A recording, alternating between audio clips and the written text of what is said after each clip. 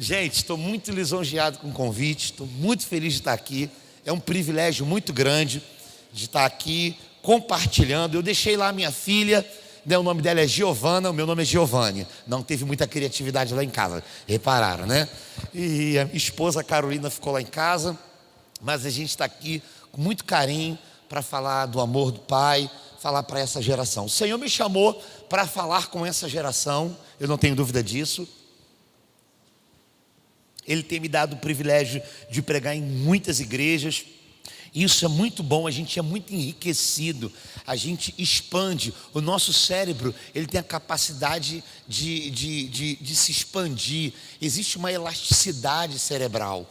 E eu tenho aprendido com a igreja do Senhor. Às vezes a gente fica lá naquela condição de estar somente naquela comunidade, e cada igreja que eu vou eu aprendo alguma coisa, eu vejo a história, eu vejo o legado que Deus construiu naquela comunidade. E quando eu venho numa igreja eu me sinto muito lisonjeado, porque eu estou servindo o reino de Deus, eu estou servindo a igreja de Cristo, e uma oportunidade enorme, irmão, porque alguns aqui nunca me viram, mas a gente um dia vai se encontrar e vai se reconhecer.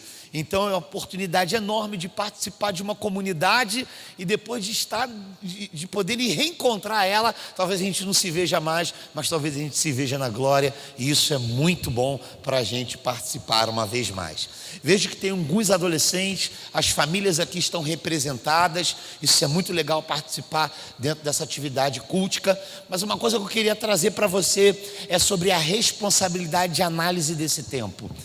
O Senhor me chamou para falar para essa geração, e uma coisa muito difícil é falar para essa geração. Essa geração é uma geração que se atualiza de uma velocidade muito rápida. Os dias estão cada vez mais acelerados. 24 horas parece que não é o suficiente para dar conta de tudo que a gente tem para fazer no nosso dia. Porém, essa geração é uma geração que já está dentro desse contexto. Para ter uma ideia, se um adolescente de 13 anos fosse reportado a uma máquina do tempo, a década de 70, ele teria a mesma capacidade de absorver informação de um adulto de 39 anos. Esse é o processo evolutivo da sociedade, e a sociedade que a gente vive hoje é chamada, segundo a sociologia, a sociedade da pós-modernidade.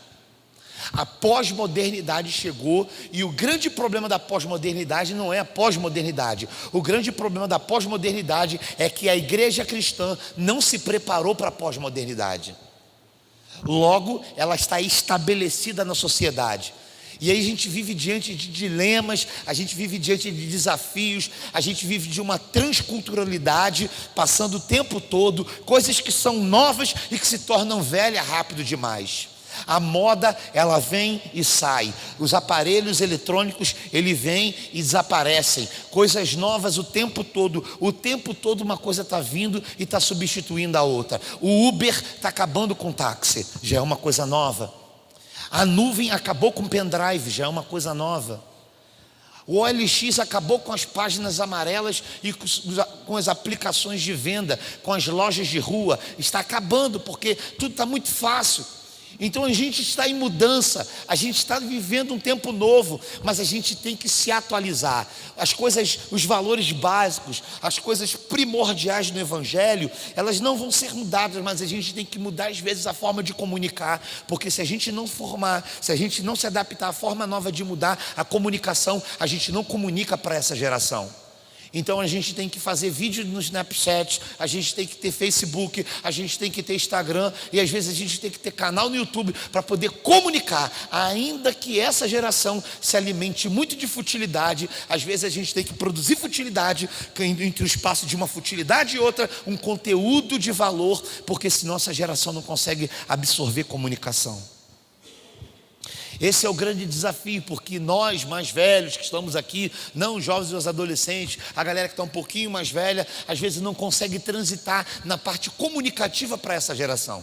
Vocês viram aqui eles dançando, fazendo uma interpretação há alguns anos atrás, eu não digo muitos anos atrás, isso era um desafio colocar dentro da igreja. Falar, olha lá, subiram, se fantasiaram de diabo, então no altar profanaram o lugar santo. Antigamente era assim, agora não.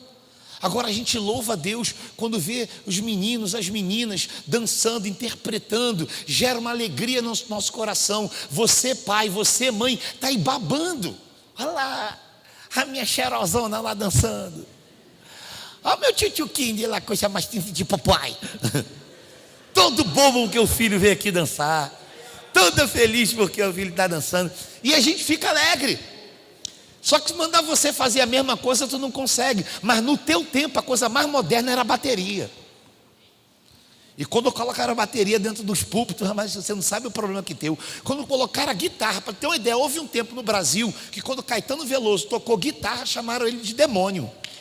No mundo era escândalo, imagina dentro da igreja. Então a gente vive um momento de transição. A igreja precisa discernir o seu tempo. E o tempo que a gente vive hoje é a pós-modernidade. Não é? Eu vou dizer para você, a gente já está saindo da pós-modernidade, a gente está entrando na transmodernidade. A gente nem se preparou para pós, já está entrando na trans. Eu nem vou explicar para você o que é transmodernidade. Eu vou explicar o final da raspa da panela, para a gente poder fazer uma análise. Eu até escrevi, fiz uma mensagem falando sobre a transmodernidade, mas é um pouco pesado isso. Então, melhor falar da pós. Vou falar da pós-modernidade, um pouco da pós-modernidade. E para falar da pós-modernidade, eu primeiramente fazer uma análise para trabalhar com jovem. Trabalhar com jovem significa se atualizar na mesma proporção que a gente atualiza aplicativos de telefone celular. Como assim, pastor? Você compra um telefone hoje. Uma semana depois, está pedindo para os aplicativos que já estavam baixados nele atualizarem. Eu falei, acabei de comprar um negócio, você está atualizando? A gente tem que se atualizar o tempo todo. A gente tem que transitar no meio da parte comunicativa o tempo todo. Tem que saber o que está rolando nas mídias. Tem que saber qual é o tipo de música que está rolando. A gente tem que ouvir as coisas. Um cantor antigamente, a carreira dele durava 10, 20 anos. Agora em um ano já passaram 3, 4 promessas gospels aí. A gente nem sabe mais quem é, desapareceram. As coisas são muito voláteis. Elas não têm permanência. Essa geração não tem a bênção da longevidade. Tudo é muito rápido. Tudo surge e desaparece de uma hora para outra. Então a gente enjoa das coisas rápido demais. Então se atualizar para trabalhar com adolescente é extremamente importantíssimo.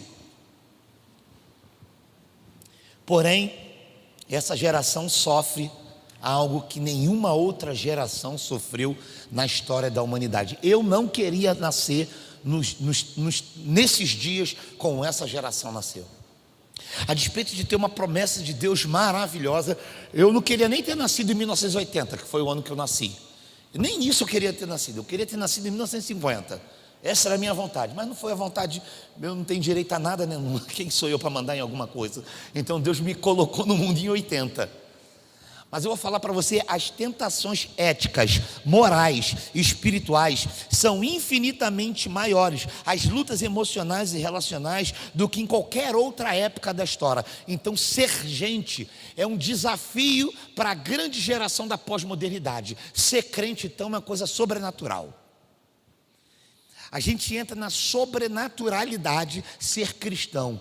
É um desafio tão grande ser gente, quer dizer, todo mundo já nasce gente. Então ser crente é um desafio maior ainda. Porque os ataques dessa geração que eles sofrem são infinitamente maiores. As pessoas que são viciadas digitais, os nativos digitais, como são conhecidos dessa geração, os vícios dessa geração são imagem. Olha que coisa louca. Quando eu era adolescente, os vícios da minha geração eram maconha, cocaína, álcool e LSD e outras coisas mais, drogas sintéticas. Os vícios, segundo os sociólogos, os psicanalistas e psicólogos que fazem uma análise desse tempo, os vícios dessa geração é imagem, conhecimento. Como você pode imaginar que uma pessoa pode ser viciada na imagem? A Bíblia fala sobre isso, que nos últimos dias o homem seria amante de si mesmo. A palavra que diz amante de si mesmo no grego se chama philautos, amor exacerbado por si. Há tanto eu em mim que o tu não cabe em mim. Eu estou tão vidrado em mim, eu estou tão apaixonado pela minha imagem, que eu sou refém da minha imagem. Às vezes tem gente que não consegue vir à igreja porque está em dúvida com qual roupa vir, acaba se atrasando e acaba não vindo para a igreja, porque não sabe com qual roupa vir. Houve um tempo que a gente só tinha uma roupa, a gente não se atrasava de hipótese alguma. Só tinha aquela. Então a gente está passando por uma série de processos, uma série de mudanças. Nós decretamos a falência da feiura, gente. Não tem gente com cabelo duro. A pessoa vai lá e faz um desencapetamento capilar. A pessoa vai lá e pega uma prancha de cabelo. A pessoa vai lá e faz um botox. A pessoa vai lá, não gostei desse peito, vai lá e bota um peito novo. A pessoa não gostei dessa barriga, ela vai lá e corta a barriga. Houve um tempo que não era assim. Tudo isso está passando por um processo de mudança muito grande. O Tiago, que não me engana, há 20 dias atrás esse menino era gordo, hoje ele está magro, gente. O que aconteceu com esse garoto? Menino deita na agulha e se cobre com a linha de tão magro. Eu falei, gente, o que está acontecendo? Então a sociedade está passando por uma mudança, a gente precisa acompanhar isso, não adianta. Não adianta só apontar o dedo. Não adianta só julgar. Você e eu, que fomos adolescentes há muito tempo atrás, e bota tempo nisso, eu quero dizer uma coisa para você. Você, se vivesse nesse tempo, você sofreria as tentações que essa geração está sofrendo. Você cairia assim como eles têm caído nas armadilhas, porque as tentações que eles sofrem são infinitamente maiores que eu sofri. O assédio é muito maior. Você ouve meninas o tempo todo falando de sexualidade. Hoje, essa geração é a geração da parafilia. O que é parafilia? Parafilia é o ápice da anomalia sexual. Da anomalia sexual. Dentro da parafilia tem a zoofilia. Dentro da parafilia tem a necrofilia. Dentro da parafilia tem os ecossexuais. Tem os sapiens sexuais. Você falando, está falando o que, pastor? Vou explicar tudo isso. O que é necrofilia? A pessoa paga lá no necrotério 10 mil reais para transar com um defunto. Isso existe. É proibido, mas existe. Você não tem noção do quanto que é um dos concursos mais disputados no Rio de Janeiro para trabalhar lá hoje. Zoofilia são pessoas que acreditam que fazendo sexo com animal, que há a possibilidade entre o sexo do homem com o animal. Alguns países da Europa já legalizaram o direito. Você compra um cachorro para fazer sexo com ele. Você compra um porco para fazer sexo com ele. Quem já passou pela Deep Web sabe o que eu estou falando. A Deep Web é uma outra internet, é o câmbio negro, é a internet que está por detrás da história, é a internet que a gente não consegue acessar assim, mas algumas pessoas sabem do que eu estou falando, principalmente os adolescentes. Os sapiens sexuais são pessoas que querem fazer sexo com pessoas inteligentes, logo eu nunca vou fazer sexo com ninguém por causa disso. Se eu estivesse nesse mundo, nunca ia ser fisgado por esse sistema. Então a gente está vivendo em momentos diferentes, ecos sexuais. Existe um grupo de 300 pessoas, mais de 300 mil pessoas, perdão, da Europa, que são adeptos desse movimento. O que é? Pessoas que fazem sexo com a terra, com a árvore. Eles acreditam que se eles ejacularem na terra, se eles ejacularem na cachoeira, se eles ejacularem no mar, se eles ejacularem em qualquer ambiente natural, eles vão salvar o planeta. Eu falei, gente, é muita ignorância. Só quando tu vai na internet, tu vê isso explodindo. Isso está bombando. Eu estou falando por que isso? Porque essa geração se resumiu, o outro é um ser consumido, não um ser amado. O homem virou um ser a ser consumido, não um ser amado. Eu vou falar isso daqui a pouco. E diante disso, eu percebo a indústria cinematográfica muito profética. A indústria cinematográfica, ela consegue fazer uma leitura do tempo melhor que às vezes que a igreja. E eu vim observando ao longo do tempo, que eu falei, cara, eu preciso discernir o tempo. Deus transita no tempo do Kairos, a gente transita no tempo do Cronos. Deus, ele está no início, no meio e no fim, nesse mesmo estado. Ele está exatamente lá com Adão, e ele está lá exatamente no livro de Apocalipse, capítulo 22, narrando tudo aquilo ali para João. Ele está exatamente aqui, ele está em 1850, ele está em 2035, ele está em 2017. Deus consegue transitar, a física quântica não consegue explicar isso, mas ele e porque ele consegue transitar em dimensões que a nossa natureza humana nem consegue discernir e nem absorver esse nível de conhecimento, porque o dia que a gente entender, ele deixa de ser, porque Deus nunca vai ser conhecido diante da sua plenitude, porque a nossa natureza humana é limitada para discernir tudo aquilo que ele é. E glória a Deus por isso, porque só discerne que o nosso Deus é maior do que aquilo que a gente pode pensar ou imaginar. A gente serve ao Deus Todo-Poderoso. Todo-Poderoso. E diante das dinâmicas das quais que eu queria trazer para você, eu percebo que a identidade, a marca do mundo hoje está impregnada através da pós-modernidade, e o homem da pós-modernidade é um homem hedonista, e a sua fé é secularizada. A identidade e a espiritualidade estão equivocadas. O problema é que estamos transitando para a transmodernidade e a gente não preparou. Numa outra oportunidade eu vou falar sobre transmodernidade. O homem da transmodernidade é um homem que tem a sexualidade híbrida e é um homem ciborgue. São duas coisas mitológicas, mas que se aplicam a esse tempo. O que é o ser híbrido? O ser híbrido é um homem, meio animal. O que é o homem ciborgue? É o homem, meio máquina. Isso era coisa que a gente via em desenhos antigamente, como do He-Man, coisas do passado, mas isso já está se aplicando de forma filosófica, existencialista para esse tempo. Não de forma literal, você não vai ver uma pessoa andando com a cabeça de um porco, não é isso. Nós estamos falando no trânsito existencialista, dentro da visão daquilo que o mundo está se tornando. O que seria um homem híbrido? Um homem que age por instinto animal. O corpo é de ser humano, mas o instinto, a ação, a forma de lidar com o outro é animalesca. O que seria o homem híbrido? É isso. O que seria o homem ciborgue? É um homem, metade máquina. Como é que a gente entende que o homem é homem, metade máquina? A começar pelas doenças que a gente tem. Existem 18 doenças transmitidas pela internet. 18 doenças que eu posso dizer que talvez boa parte das pessoas que estão aqui tem, inclusive eu. E eu queria que você fosse muito honesto em assumir isso para mim. Uma das doenças que eu queria te trazer agora, que provavelmente você tenha, a gente está no processo de evolução ao ponto de que isso aqui gera doença em mim. Transmite uma doença, é uma doença psicossomática. A doença psicossomática, ela sai do soma, corpo, e passa para a alma, e ela transita no cérebro. Algumas pessoas devem ter síndrome do toque fantasma.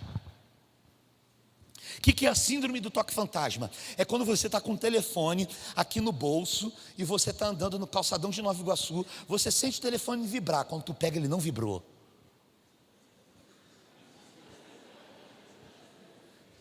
Você está lá estudando, fazendo alguma coisa, lavando louça, varrendo a casa, arrumando alguma coisa, de repente você ouve o telefone tocar.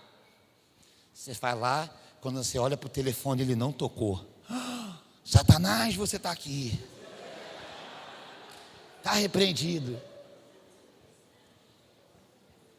Seja honesto. Quem aqui... Eu sou o primeiro, tá? Você vê que o pastor está no mesmo nível, tá? Seja honesto, quem já teve essa experiência, levanta a mão. Olha quanta gente. Outro dia meu irmão estava vindo para um culto. Não, estava vindo para o culto, estava indo para o supermercado, indo para a igreja, alguma coisa desse tipo. Eu estava dirigindo, de repente eu ouvi nitidamente o telefone tocar. Eu procurava o telefone, cadê, tem alguém ligando? Quando eu peguei, não tinha ninguém ligando. Eu falei, sangue de Jesus. Isso já está transitando para outra esfera. No outro dia, minha filha estava vendo desenho, estava tocando a campainha no desenho, eu saí correndo para atender a pessoa. A campainha era totalmente diferente da minha casa. Na minha casa é blim, blom, lá era tem. E eu achando que o tem era na minha casa. Falei, gente, tem alguém? Calma aí que já estou indo. A gente está adoecendo. Efeito Google. O que é efeito Google? Efeito Google é o desprendimento do cérebro em buscar conhecimento, é o relaxamento do cérebro em saber que você não precisa buscar conhecimento nos livros, porque você sabe que através de 2 cliques toda a informação pode vir.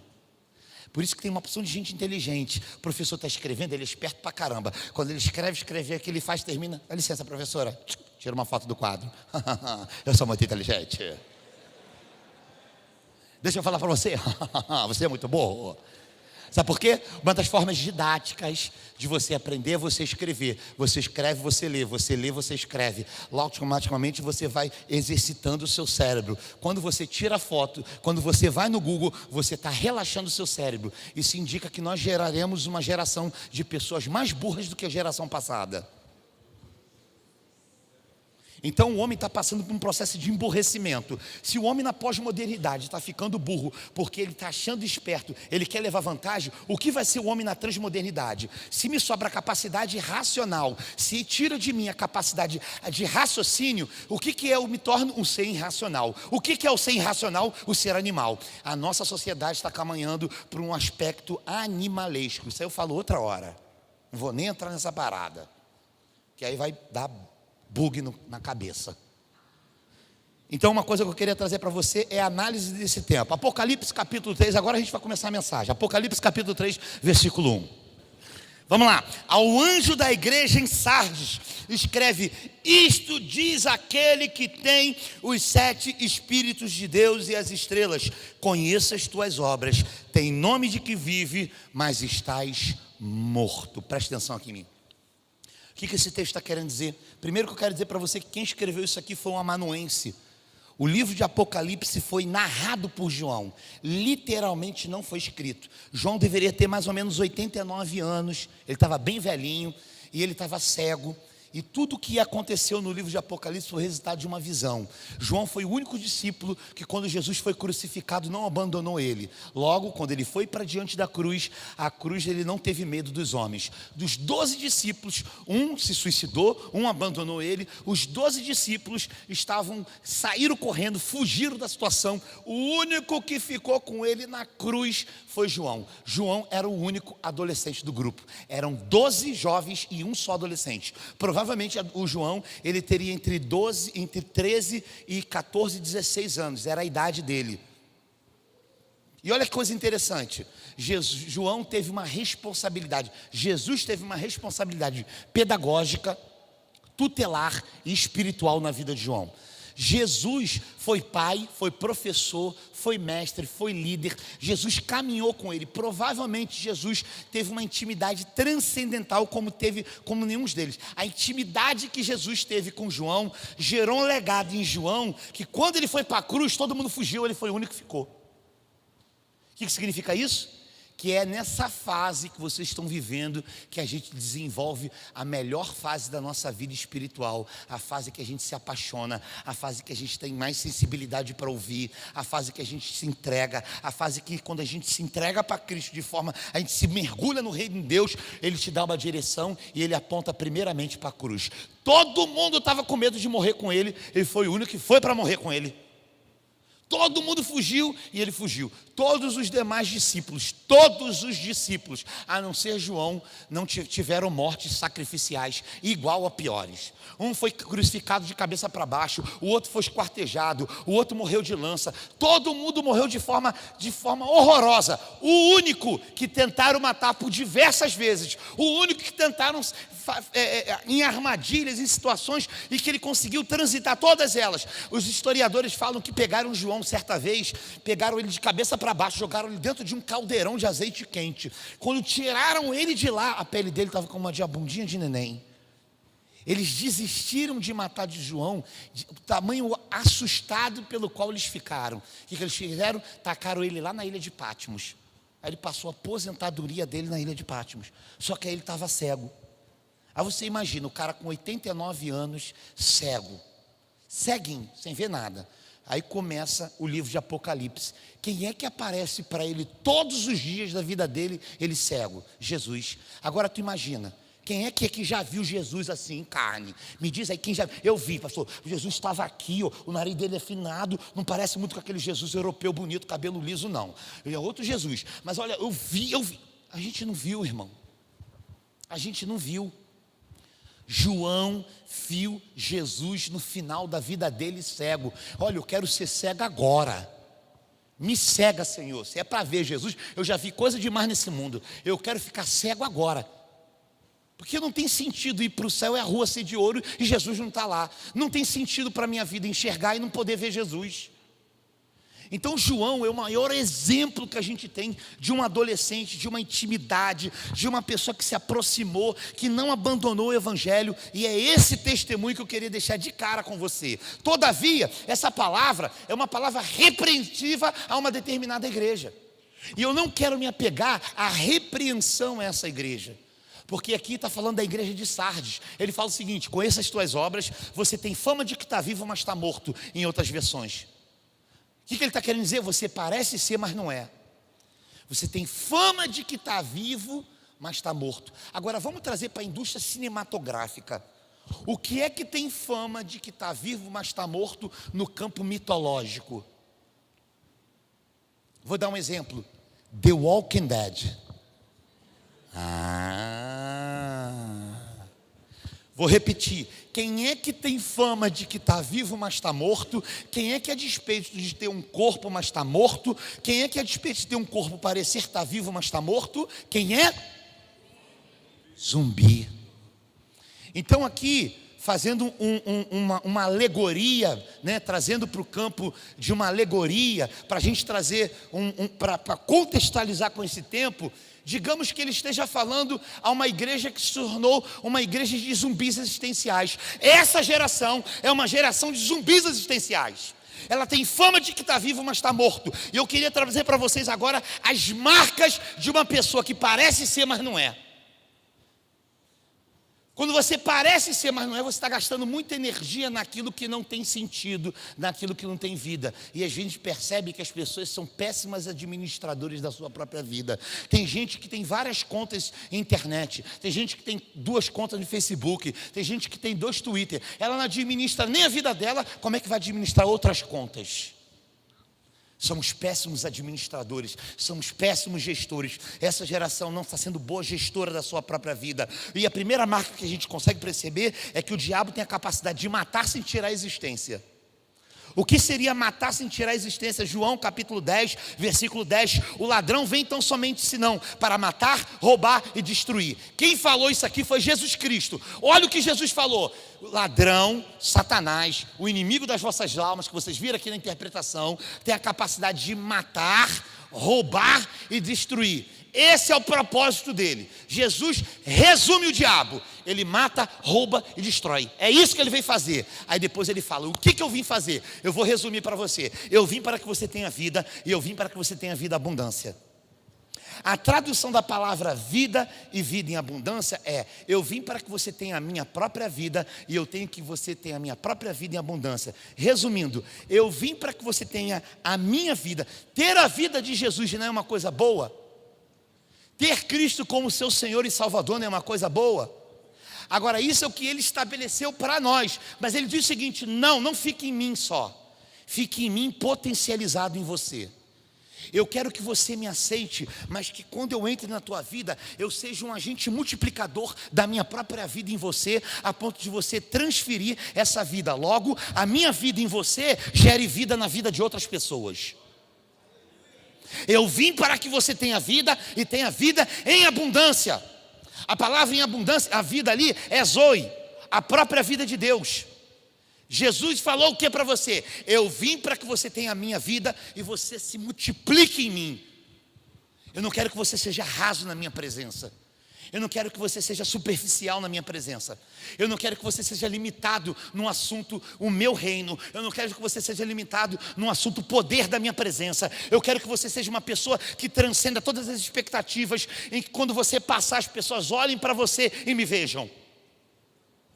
Santo Agostinho falou uma coisa muito interessante. São Francisco de Assis também falou 2 coisas muito interessantes. Eu não consigo te ouvir, as suas ações falam mais alto. Em todo tempo prega o evangelho, se necessário usa as palavras. Nós somos uma geração verborrágica. A gente tem que parar de falar e viver mais. As pessoas estão querendo ver a vida de Cristo em nós, não estão querendo que a gente fale mais para ela. A gente tem que viver, a gente tem que exalar. Diante dessa dinâmica, a gente vai percebendo que o diabo tem a capacidade de matar sem tirar a existência. Tem gente que está existindo, não está vivendo. Então o diabo, ele não tem o poder de assassinar você. Ele não vai chegar aqui, vai pegar uma pistola e vai matar você. Não, ele não tem esse poder de tirar a tua vida. Você é nascido do Espírito, você é lavado e remido pelo sangue do Cordeiro. Mas às vezes ele consegue assassinar você a ponto de você viver existencialmente. E aí você não vive, você existe. E a proposta de Cristo é que você viva, não que você exista. inclino a minha alma para as coisas da carne, eu subjugo as coisas do espírito, e o inimigo tem poder maior de influência na minha vida, e ele alcança a minha alma, que é a minha psique. Quando eu inclino a minha alma para as coisas do espírito, eu subjugo a minha carne, e automaticamente eu estou envolvido nas coisas do espírito. Quando a gente fala que o diabo tem a capacidade de matar sem tirar a existência, não é que você vai morrer, você vai ser assassinado. Mas quando você tem uma alma inclinada para as coisas da carne, você só vive em função de prazer. E se você só vive em função de prazer, o seu prazer não está mais nas coisas do Senhor. Você está subjugando as coisas do Espírito, você está anulando as coisas do Espírito, e você está extremamente influenciado pelas coisas da carne. Por isso que eu estou falando que essa geração é uma geração que tem fama de que está viva, mas está morta. Essa geração é uma geração de zumbis existenciais, porque ela só é um corpo ambulante, e a gente se relaciona com o outro sempre na proporção do corpo, nunca do caráter, nunca da ética, nunca da moral, nunca dos valores. O outro se tornou um ser a ser consumido, não mais um ser a ser amado. E aí, dentro do relativismo cultural, que é o segundo tópico que eu queria trazer para você, a gente entende que o relativismo cultural é a valorização do ter em detrimento do ser. O que é a valorização do ter em detrimento do ser? Mais vale aquilo que você possui do que aquilo que você é. Eu me relaciono com você à proporção do que você tem para me oferecer, não do que você é a estar comigo. E essa geração é uma geração extremamente envolvida nisso. Por quê? Porque a sociedade passou por um processo de codificação. Deus fez as coisas para serem usadas, as pessoas para serem amadas. Nessa geração, usa as pessoas e ama as coisas. Inverte. Eu imprimo muito valor sobre o telefone, amor sobre o telefone, e quando é o outro eu uso, quando o meu próximo eu uso. Em vez de eu amar, como a Bíblia diz, ama o teu próximo como a ti mesmo, você inverte isso, você usa o teu próximo a seu favor.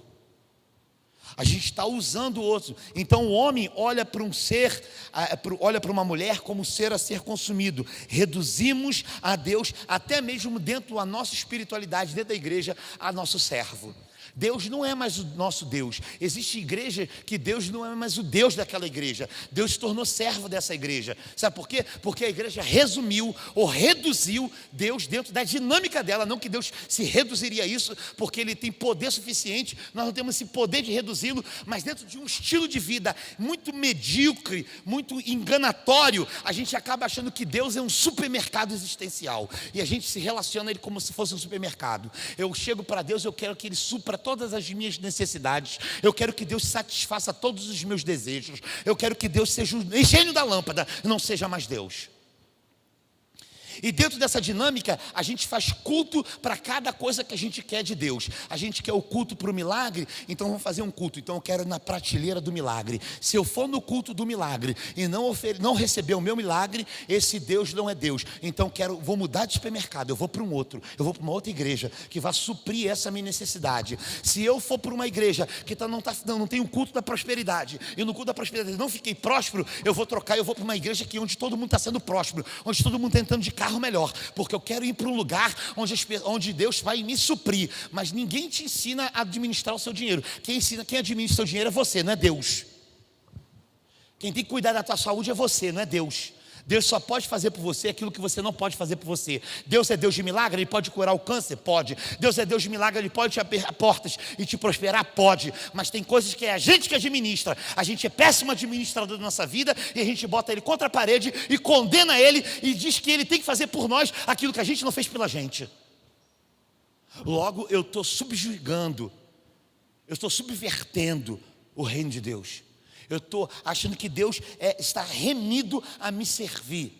A gente tem que rever os nossos contextos. Então resumimos Deus a um servo, porque olhamos para Deus como um supermercado existencial. Eu sirvo. Se Deus fizer, Ele é Deus. Se Ele não fizer, Ele é Deus. Se Ele me abençoou, Ele é Deus. Eu tenho que pedir a direção, eu tenho que pedir sabedoria, eu tenho que pedir entendimento, eu tenho que buscar Ele no meu quarto, eu tenho que buscar Ele no meu cotidiano, eu tenho que revelar o Evangelho no meu cotidiano, eu tenho que falar do amor de Cristo através da minha vida, eu tenho que amar a minha família, eu tenho que estabelecer um altar de adoração, eu tenho que restabelecer o altar doméstico na minha casa, eu tenho que fazer isso o tempo todo. Outro dia, essa semana, um adolescente chegou para mim e conversou comigo. Pastor, estou com um problema em casa, nasci prematura de 6 meses, hoje eu tenho 14 anos, o meu pai sempre foi uma pessoa muito boa, eu até amo meu pai, mas a nossa relação está insuportável. Lá em casa só eu e minha mãe viemos à igreja, meu pai não vem mais, ele não quer, inclusive ele está fumando, ele não quer trabalhar, ele falou que está aqui em depressão, mas eu quero estudar, pastor, eu quero fazer coisas novas na minha vida, eu quero passar em concurso, eu estou fazendo curso, eu estou fazendo isso, eu estou fazendo aquilo, eu estou estudando pra caramba, mas uma coisa eu quero dizer para você, o meu pai está uma pessoa insuportável, o meu pai quando ele chega em casa, ele quer que eu lave a louça, ele quer que eu arrume a casa, ele quer que eu varra a casa, e eu estou no quarto concentrado, ele está vendo que eu estou estudando, ele está me perturbando, porque minha mãe que sustenta a casa, então está muito difícil, eu não sei mais o que fazer com meu pai. Eu falei, eu sei. O que eu tenho que fazer, pastor? Eu falei, você tem que começar a fazer. Você não está fazendo, exatamente. O que eu tenho que fazer? Eu falei, é isso que eu vou falar o que você tem que fazer. Te contar uma história. Certa vez um rapaz chegou na igreja e falou assim, pastor, o menino estava vindo à igreja, ele se converteu. Ele se converteu, ficou maravilhado com o evangelho, começou a frequentar a igreja e falou, pastor, como é que eu faço para transformar a minha casa? Como é que eu faço para mudar a vida da minha família? Eu falei, simples, começa gerando vida na vida deles. Você estuda que horas? 1h, acorda que horas? 10 da manhã. Que horas você vai para a escola? 12:30. Que horas que você chega? Umas 6 horas. O que você faz? Vou dormir. Depois vou para a rua. Que horas você vai dormir? 1 da manhã. Tu faz isso todo dia? Faço. Na tua casa tem árvore? Tem. Tem quintal? Tem. Tem cachorro? Tem. Você lava a sua roupa? Não. Lava a sua cueca? Não. Você lava o seu prato? Não. Você não faz nada para você? Não, eu só vivo, existo. E seus pais se aborrecem? Ah, já desistiram já. Nem esquenta mais, não tem jeito. O carro tem uma catinga, aquelas cuecas freadas, aquelas meias podres. Eu falei, cara, vamos mudar tudo. Vamos mudar tudo. O que a gente vai fazer? Eu falei, você vai fazer o seguinte, você vai acordar 8 horas da manhã, escovar o dente, arrumar seu quarto, ir para o quintal, varrer, colher as folhas, tirar o cocô do cachorro e depois você vai fazer o que você quiser. Quando você for almoçar, você vai lavar o seu prato, você vai para a escola, vai dar um beijo na sua mãe, você vai ler alguns versículos da Bíblia, você chegar na escola, você vai arrumar seu quarto, vai arrumar alguma coisa da casa, vai varrer mais uma vez o quintal, você vai dormir mais cedo, você vai escovar o dente, porque vocês não escovam dente, você vai fazer algumas coisas, você vai tomar banho, passar desodorante, você vai mudar a tua vida, você vai mudar. Eu falei, o que isso tem a ver com Jesus? Eu falei, calma, uma semana só tu já vai ver que a parada vai mudar. Aí ele chegou um dia, acordou cedo, arrumou, a mãe começou a olhar para ele assim, ó. E o menino está arrumando a casa, o menino está fazendo as coisas, sem falar nada, sem pedir, dá licença mãe, falou, dá licença minha mãe. Que isso, gente? Uma semana o moleque, eu falei, pastor, o que aconteceu? Falei, ei, como é que foi? Não, até agora nada. Falei, calma, mais uma semana. Aí tá, a mãe dele está só olhando, cochichando com o pai, olha, esse menino não está bem não. Esse garoto está bem não. Um dia ele está saindo para ir para a igreja, né? Pegou a Bíblia dele, está indo para a igreja, ela vai seguindo ele. Falei, vou ver onde esse garoto está indo. Vamos chegar na metade do caminho, vem cá, está indo aonde? Está indo aonde? Mãe, estou indo para a igreja, não fala para a senhora que eu vou para a igreja agora toda semana. Falei, eu quero ir contigo agora. Vamos agora nessa igreja. Não, vamos agora nessa igreja. Me dá a mão aqui. E foi, entrou na igreja, o pastor estava lá no gabinete sentado. Ô, dá licença. Dá licença, posso entrar? Já passou, entrar já entrando, entendeu? Posso entrar? Pode sentar, senhora. Não, eu vou ficar em pé mesmo. Eu vou ficar em pé. Eu vou ficar em pé, porque o que eu tenho para falar com o senhor é agora, no tete a tete. Comigo, a palavra é na cara, querido. Eu não chego falando só, eu quero dizer uma coisa para você. Lavagem cerebral que tu fez nesse garoto. Esse garoto come comida toda, esse garoto não deixa comida no prato, esse garoto lava a louça, esse garoto limpa o quarto, esse garoto está fazendo isso, esse garoto está diferente. Esse garoto não era assim, garoto. Esse garoto não responde um palavrão, o garoto não fala mais nada, o garoto estuda, que o senhor não está boa. Esse garoto não era assim, gente. O que aconteceu? O que tu fez com esse menino, que esse menino está uma bênção dentro da minha casa? Eu falei para ele mudar o comportamento, que Jesus, quando entra na gente, faz uma obra integral, muda a nossa vida, nossa forma de pensar, nosso estilo de vida. Eu falei, mas esse garoto mudou, pastor. Eu falei, pois é, ele mudou, então eu quero isso aí, que só deu para ele também. Dá para fazer isso comigo, com meu marido, fazer tudo? Porque se mudou esse menino, pode mudar a minha vida também. Por isso que eu falei, em todo o tempo, prega o evangelho, se necessárias as palavras. Eu não consigo te ouvir, as suas ações falam mais alto. Sabe o que você tem que fazer? Mas meu pai não é crente, pastor. Começa a orar por ele. Começa a agir diferente. Começa a falar que ama. Eu falei para essa menina, querida, qual foi a última vez que você falou para o seu pai que ama? Eu falei, pastor, mas ele sabe que eu amo. Eu falei, não fala. O que você vai ter que fazer agora? Quando ele falar, filha, lava a minha louça aí. Você vai lavar rindo, louvando a Deus. Mas pastor, eu vou ter que estudar. Eu falei, calma filha, você não vai morrer por causa disso de uma louça não.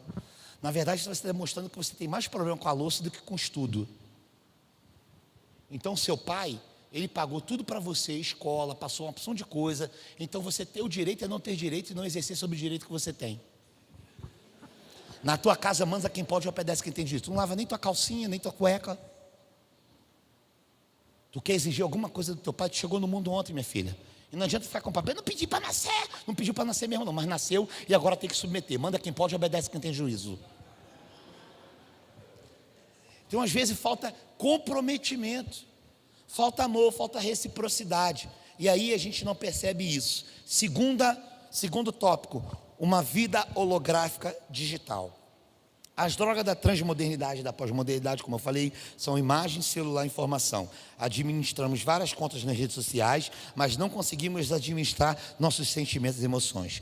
Quando a nossa imagem é maior do que nós somos, eu acabo gastando muita energia para manter a minha imagem. Tem gente que está gastando muito tempo naquilo que é supérfluo, gastando muita energia naquilo que é supérfluo. Tem gente que vive nas redes sociais achando que todo mundo está querendo saber da vida dela.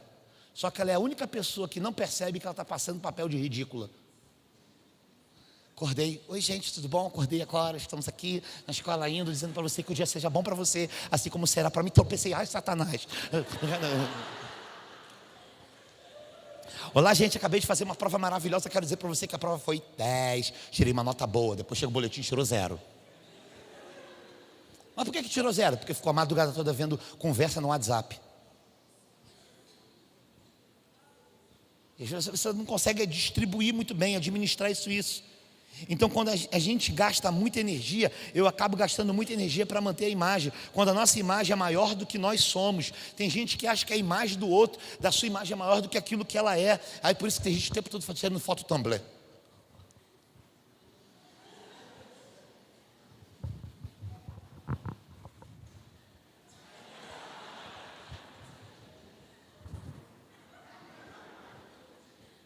Cabelão, aquele carão assim, ó. Tempo todo. Nós estamos tão viciados na nossa imagem que, principalmente as mulheres, estou falando que o homem também, quando chega nos corredores do shopping center, vê uma loja toda cheia de vidro, ela não está olhando para o negócio, ela está olhando para a imagem dela, faz assim, ó. Aí viu outro espelho, opa,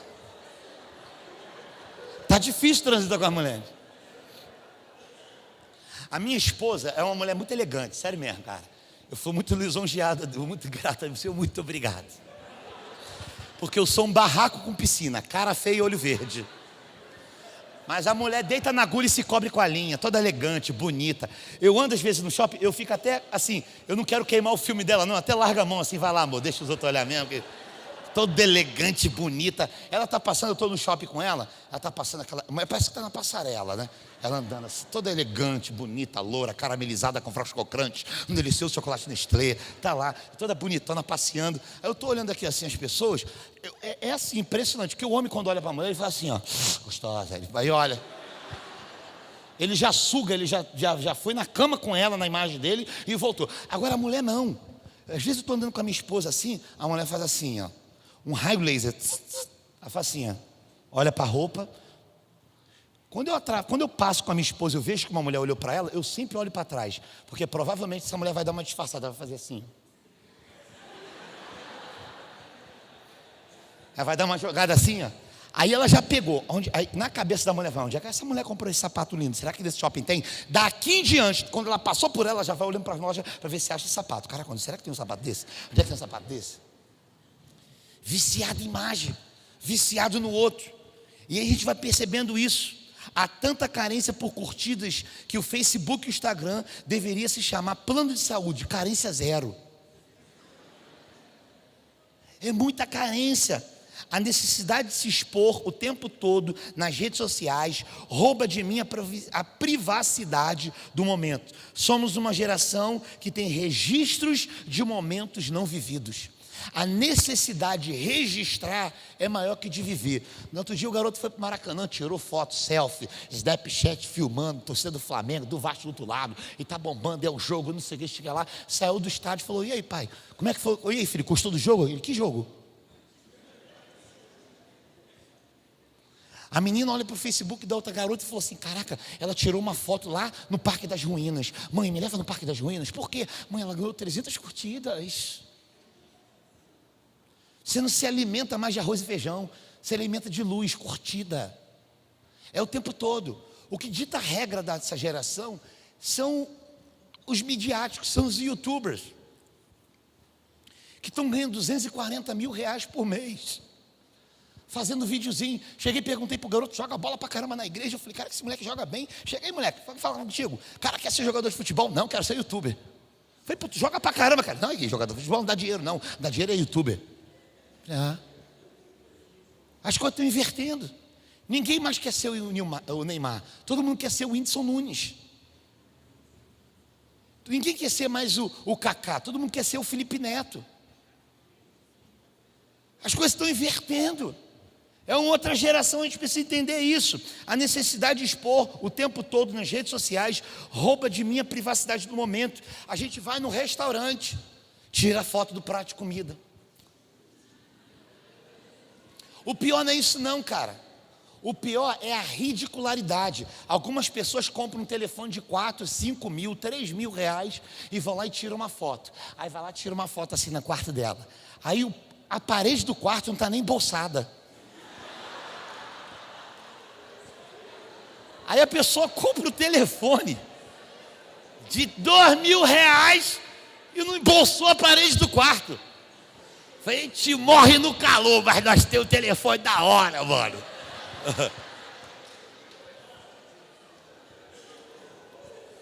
Outro dia o garoto chegou para mim.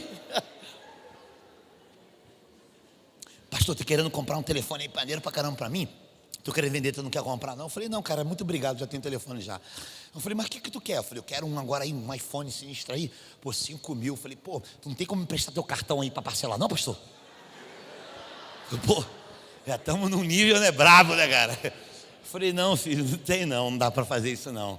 Eu falei, mas cara, deixa eu te falar uma coisa, tu tem carro, tu tem moto? Ele não. Eu falei, tu quer comprar um telefone que vale uma moto? É o valor de uma moto, moleque. Dá até para comprar um Chevetinho velho com um telefone desse. Compra um Fusca.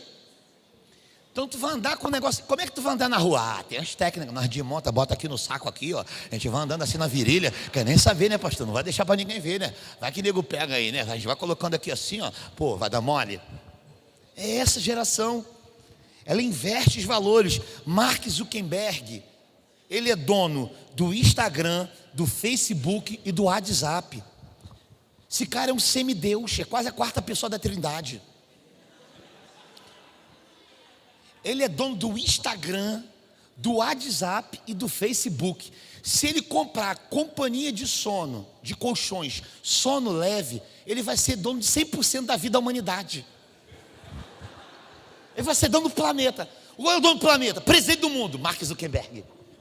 É só ele comprar a companhia do sono, ele comprar o sono leve, ele comprar uma ortobon, porque o cara está rico. Ele é dono de quase todo o tempo, ele dita a regra. Então nesse tempo nós vivemos num tempo de publicitários da felicidade. Alguém que se exibe a felicidade todos os dias, quase sempre não é feliz.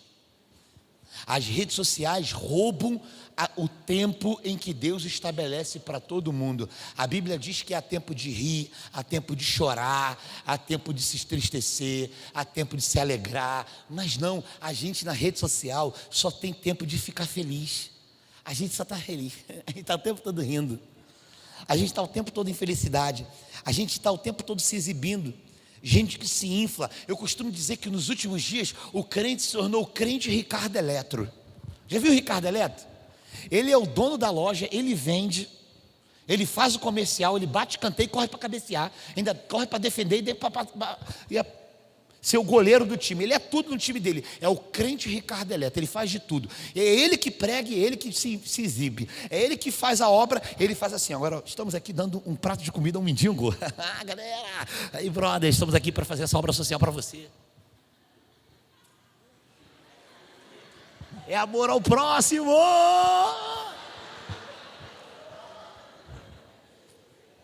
É o crente Ricardo Eletro. Somos conectados com a aparência e desconectados com a essência. Esteja com todos, mas seja com alguns. Você não precisa dar satisfação dos seus momentos privados para todos. É claro, a vida ela é feita de equilíbrio.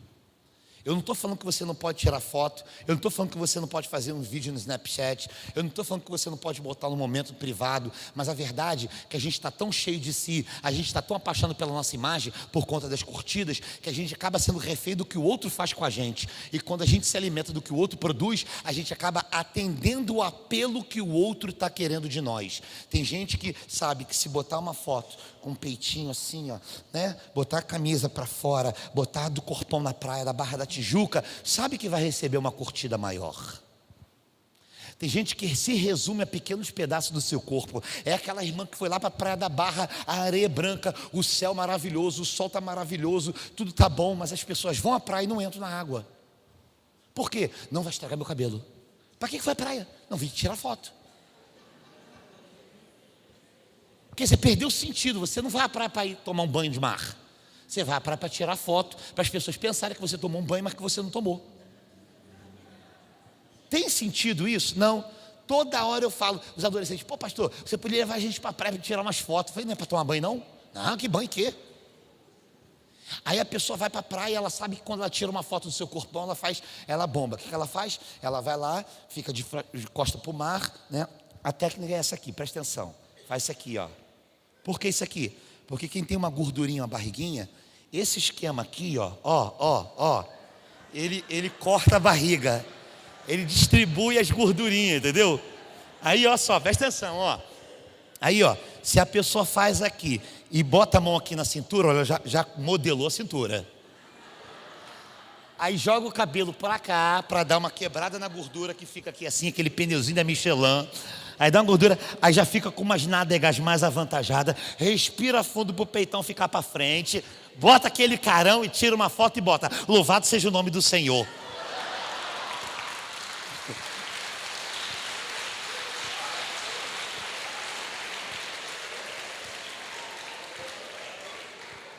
Louvado seja o nome do Senhor. É curtida, eu tenho que receber curtida, eu tenho que ganhar curtida. Aí você vai apelo, é um apelo doentio. A necessidade de expor rouba de você e expõe você. Quando você está o tempo todo se expondo, quando você acha que o que você tem de melhor é aquela galera que vai lá e tira uma foto, vem tirar foto o dia inteiro, tira uma foto só do seu peito, selfie do peito. Todo mundo faz selfie do peito. Porque, pastor, eu não tenho nádegas, eu não tenho perna fina, eu sou saracura.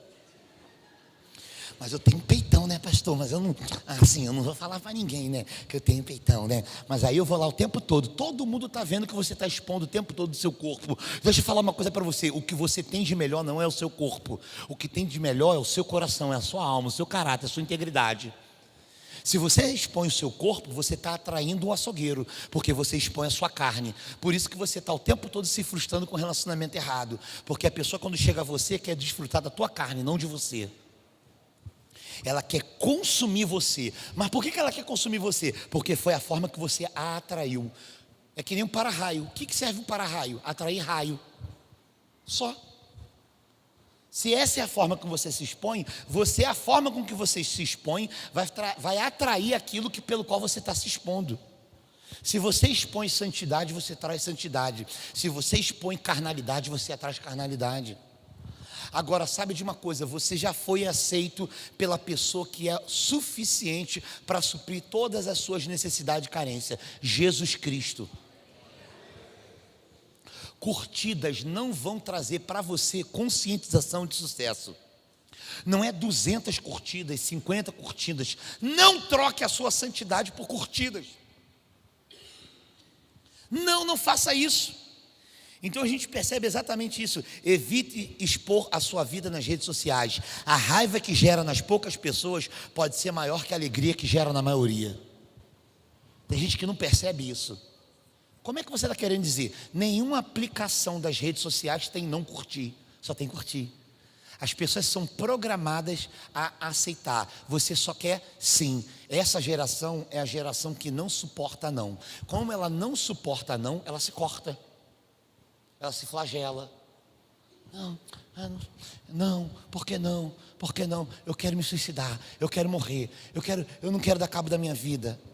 Você pega um problema momentâneo e transforma ele em definitivo.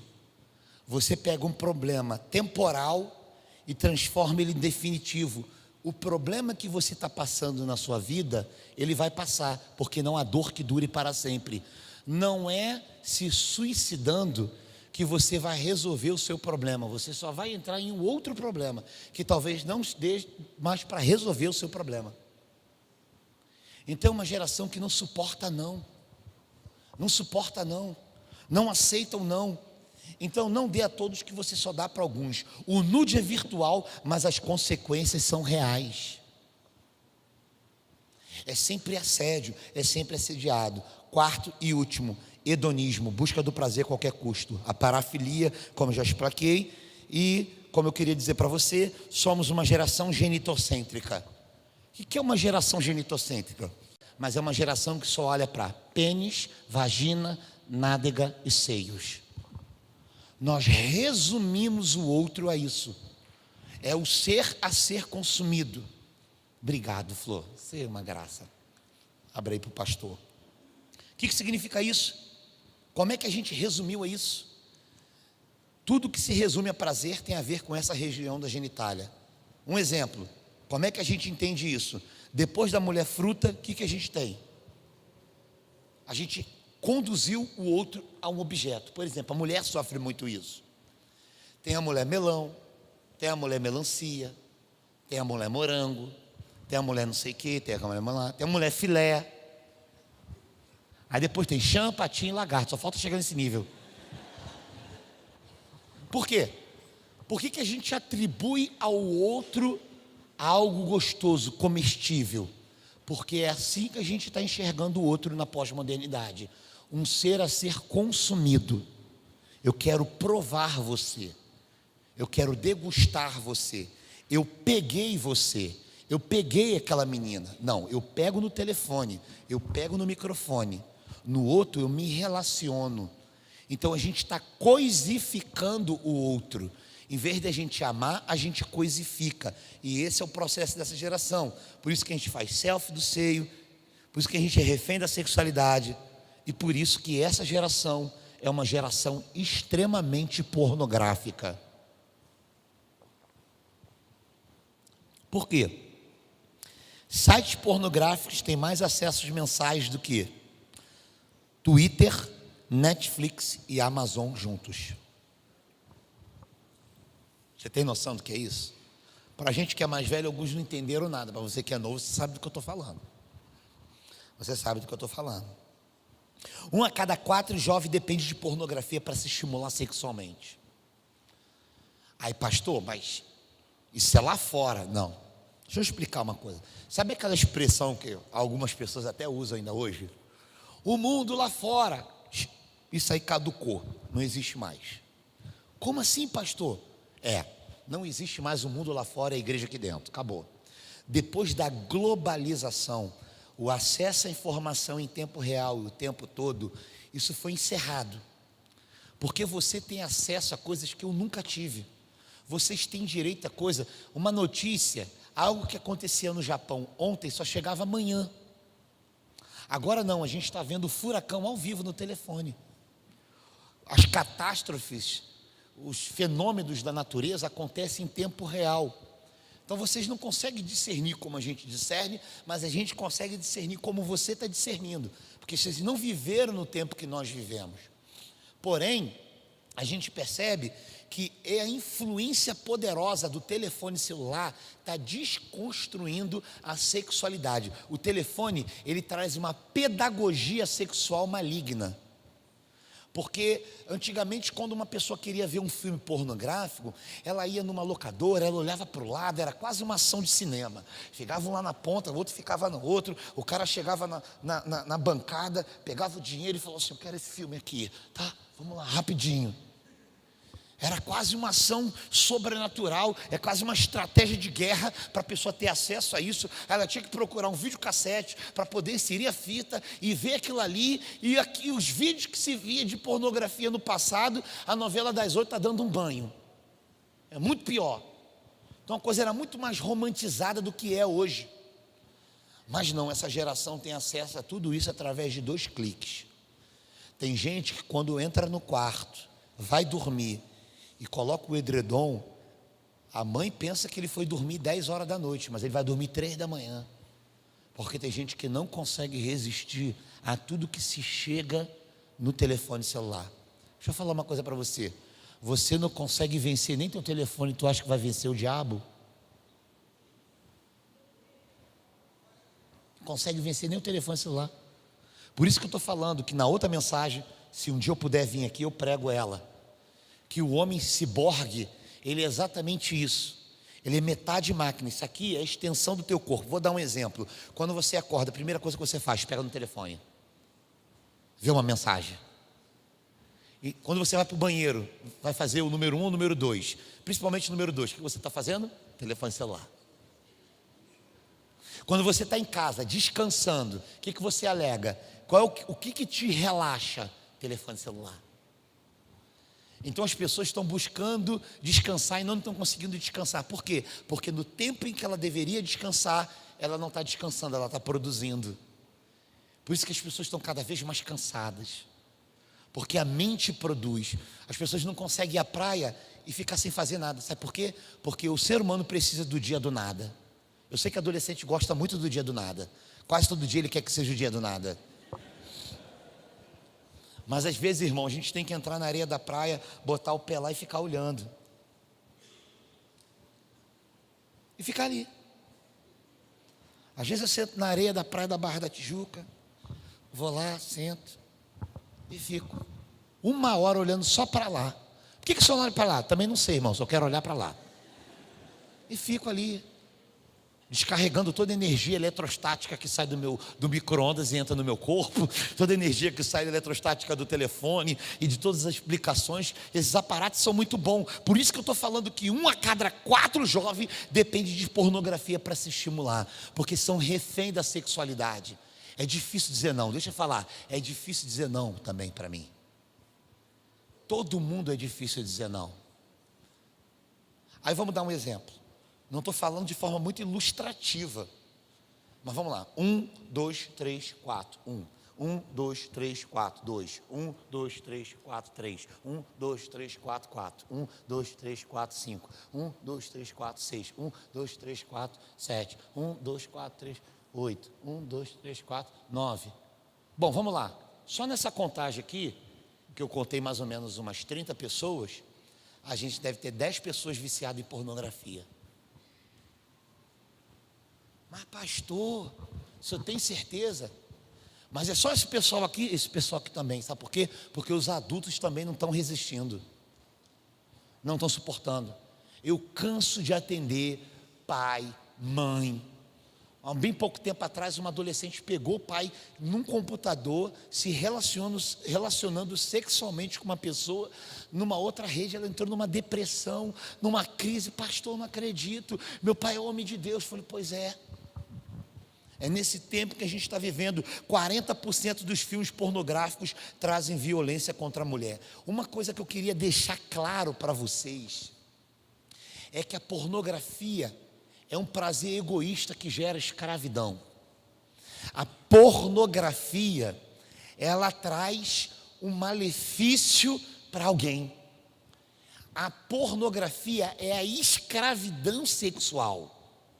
É como a gente tivesse um retrocesso de 500 anos atrás e voltássemos para o processo de escravidão, antes da princesa Isabel decretar que isso não era mais o direito e liberar os escravos. É como a gente estivesse voltando. Por quê? 40% dos filmes pornográficos trazem violência contra a mulher. Se alguém que é novo começa a enxergar, ficar viciado em pornografia, ele vai achar que a forma de se fazer sexo é aquela ali, agressiva. Então é uma coisa agressiva. Eu vou explicar uma para você. Sabe por que tem muita gente, muita menina desistindo da sexualidade masculina? Por causa da agressão da sexualidade.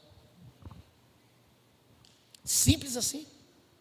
Isso é uns fatores, é claro, tem fatores espirituais, tem fatores genéticos, tem fatores sociológicos, psicológicos, tem fatores químicos, porque existem alimentos que estão sendo implantados, no período que foi implantado no Brasil, um determinado agrotóxico, isso está diminuindo o hormônio masculino e diminuindo o hormônio feminino. Bom, eu não quero entrar nessa área, nem vou falar sobre isso. Isso eu falo numa outra oportunidade.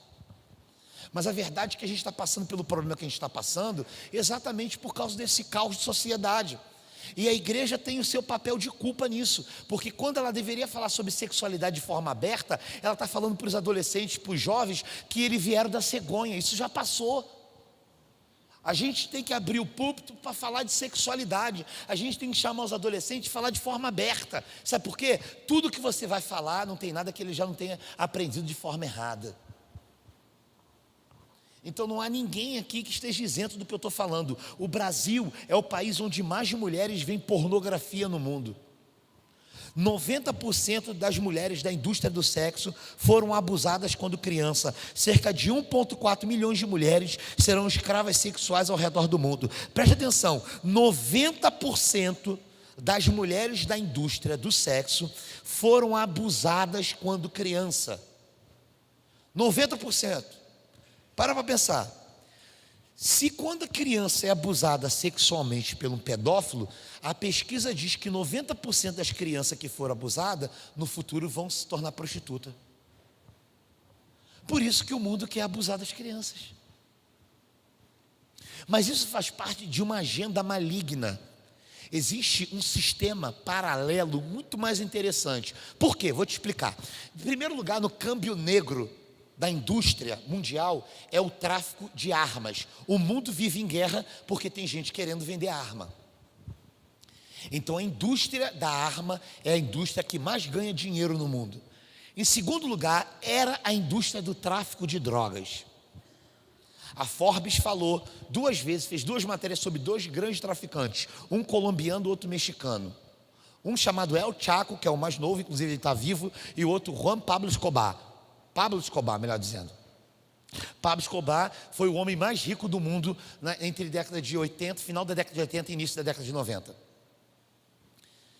El Chaco, traficante mexicano, considerado um dos homens mais ricos do mundo, sendo traficante de drogas. Só o que você não sabe é que a indústria do sexo estava em terceiro lugar. A indústria do sexo já passou a indústria do tráfico de drogas. Em 2 anos ou 3 anos vai passar a indústria do tráfico de armas. Por que eles querem transformar a sociedade em uma sociedade híbrida? Por que eles querem uma sociedade transgênica? Porque a ideia é que se todo mundo for um ser híbrido sexualmente, sem ser definido sexualmente, tudo passa a ser mais consumido. Porque se eu sou homem, eu também posso consumir coisa de mulher. Se eu sou mulher, eu também posso consumir coisa de homem. Então isso faz parte de uma agenda muito inteligente, muito maligna. Por isso que há o interesse de que haja essa desconstrução da sexualidade da sociedade. E por isso que você, adolescente, acaba caindo em deslizes bobos, que às vezes a internet chega até você. O problema é que não sou eu que pago a internet da tua casa, porque o seu telefone teria que ser fiscalizado todo dia. Isso é o que teu pai tem que fazer com você. E eu vou dizer para você, isso seria uma coisa boa para você, que teu pai privatizasse todo o acesso à informação que você tem. Mas aí eu não teria direito à liberdade? Não, não tem nada que você tenha que fazer na tua vida que seu pai e sua mãe não tenham que saber. Sabe por quê? Porque você não manda nem na tua vida. Quem manda na tua vida é teu pai e tua mãe.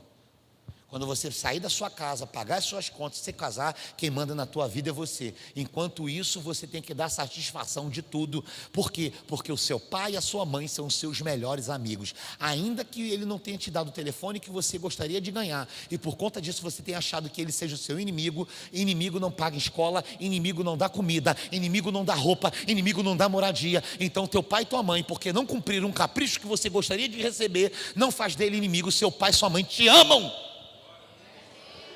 Eles te amam. Bota isso na tua cabeça.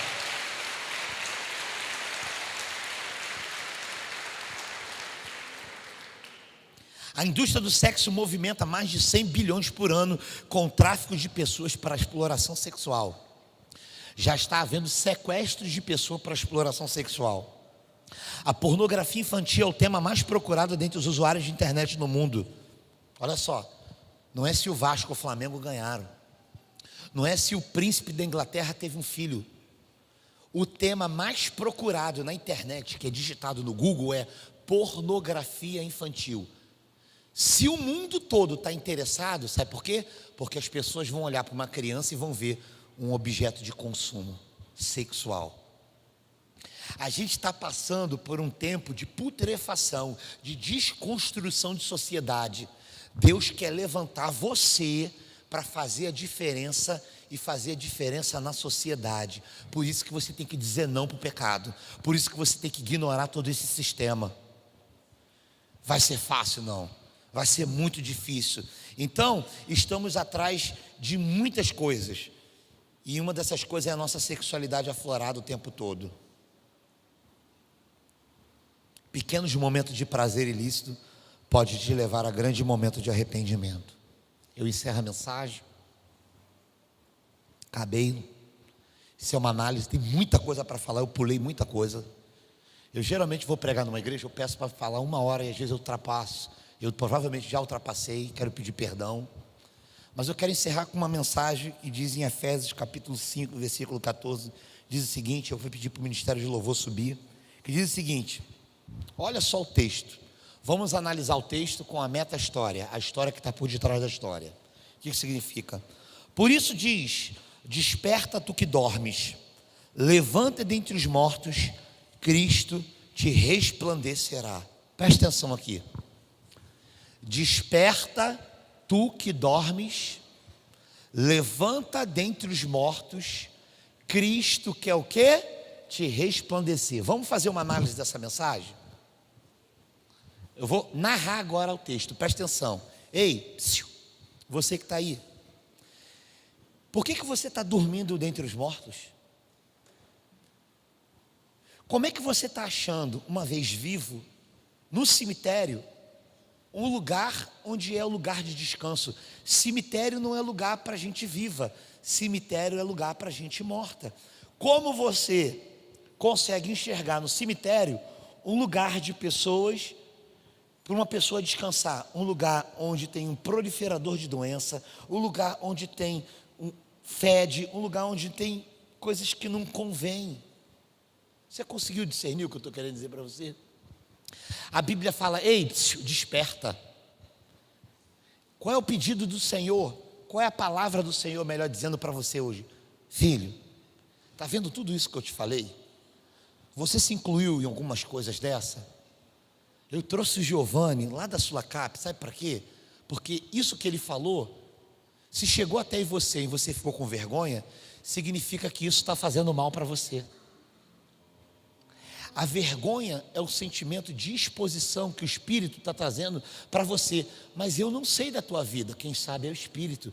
Então olha só, tu pode me enganar, mas o Espírito de Deus não engana. E a Bíblia diz, resistir o diabo, ele fugirá de vós. Ao diabo se resiste e a Deus se entrega. Você sabe que Deus falou contigo. Independente de você ser jovem, adolescente, adulto, se essa mensagem se aplicou à tua vida, eu quero dizer para você que se você não entregar isso na mão de Deus, mais cedo ou mais tarde, isso vai carcomer a sua espiritualidade, isso vai sequestrar você de você. E daqui a pouco você vai se tornar uma pessoa estranha, inclusive dentro da tua própria casa. E quando a gente se torna estranho dentro da nossa própria casa, a gente não tem prazer de ir para a igreja. Porque se a gente não é reconhecido dentro de casa, quem dirá na igreja? Porque dentro de casa é o que nós somos de fato, aquilo que ninguém sabe que nós somos. O que Deus fez e está fazendo nessa noite é falar: meu filho, minha filha, eu estou te amando. Eu não quero que você se torne um zumbi. Eu não quero que você exista. Eu não quero que você seja refém do seu corpo. Eu não quero que você seja refém do corpo de alguém. Não, eu não quero isso. Eu quero te trazer vida e vida em abundância. Eu quero restaurar a sua espiritualidade. Eu quero restabelecer e restaurar o altar doméstico. Eu quero restabelecer teu casamento. Eu quero revigorar a sua espiritualidade. Eu quero te trazer você para mais perto de mim. Eu quero fazer de você aquilo que você já provou quando você me conheceu lá no início. Eu quero trazer de volta o teu primeiro amor. Eu quero trazer você, que você sinta a alegria da salvação. Que você não venha mais para a igreja com aquele peso. Eu tenho que ir à igreja, que se eu não vier alguém vai ligar para mim, e eu não estou afim por mim, eu ficava em casa. Não. O que Ele quer é restaurar a alegria que você não tem mais de vir, nem para vir para casa. Porque melhor do que ir é ter para onde voltar. E quando você não tem prazer para onde voltar, a tua vida perde significância. Então, para você jovem, para você adulto, para você que é líder, para de se preocupar com o que o outro pensa de você. Você não pode ser refém da imagem. Você não pode se preocupar. Ninguém sabe, talvez o que eu tenha falado não falou com você, mas o que eu tenha falado na somatória geral, o Espírito Santo te trouxe a memória uma outra coisa que eu nem falei, porque o Espírito do Senhor está aqui para trazer regeneração, transformação.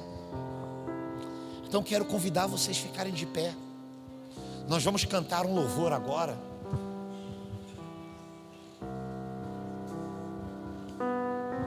Nós vamos cantar um louvor. Meu irmão, em nome de Jesus Cristo, se essa palavra foi contigo, fica preocupado com o que o outro vai pensar de você não. Seja maduro. Se entrega. Lembra de João? Se entregou na cruz. Quando você se entrega à cruz, Ele guarda o teu futuro. Este é o tempo sobremodo oportuno de Deus para a restauração, reavivar, retomar o caminho e a jornada. A palavra foi contigo? Vem aqui à frente, sai do seu lugar, dobre o teu joelho. Nós queremos orar com você. Enquanto nós cantamos essa canção, você vai sair do seu lugar e vir aqui. Mas se você vier, amém, a palavra foi de Deus. Se você não veio, isso não desmerece o conteúdo da palavra. Eu não estou aqui para dizer e nem para ser envaidecido pela quantidade de pessoas que vem aqui na frente. Eu sei que a palavra falou com pessoas. O problema agora é seu, não é meu. O papel do Espírito Santo é de converter, é de convencer você, não o meu. Agora, se você não consegue ser convencido pelo Espírito Santo, é porque você já foi convencido pelo Satanás. Se você não consegue obedecer à voz de Deus, é porque você já está nas cadeias malignas, você já está acorrentado pelas trevas. Então, nesse momento, para você que não tem força para vir aqui, para você que está com vergonha e está amarrado pela vergonha, pelo sentimento de autocomiseração, eu quero orar por você, Pai, em nome de Jesus Cristo.